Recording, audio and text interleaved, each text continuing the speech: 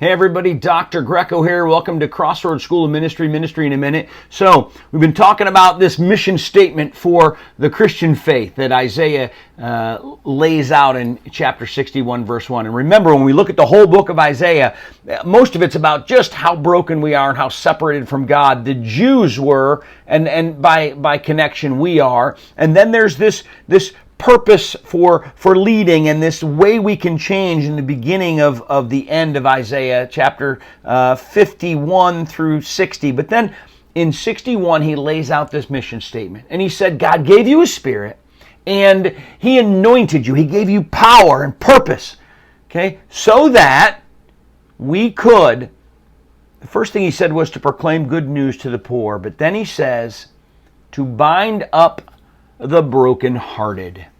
Folks, God's goal for the world is not that we would be hurting. It's not that we would be sad. Now, surely sadness is part of our world now, and difficulties will come. In the world, the Bible says, in this world you will have trouble, but take heart, I've overcome the world, Jesus said. But part of the solution to people's struggles, to people who their feelings and their thoughts, remember the word heart in the Bible is mind, emotions and thoughts.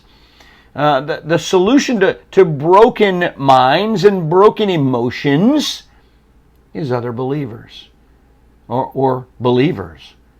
We have a message from God that says you can have joy, that you can have peace, that you can have eternity. And our job is to walk with people, bind. Think of the Good Samaritan. He didn't just throw money at the problem. No, he actually wrapped his wounds. And then he followed up and checked on them.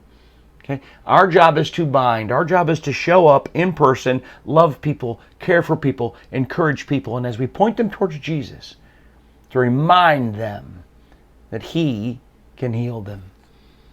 That's why God put us here. That's why He anointed us. We'll see you tomorrow for another Ministry in a Minute.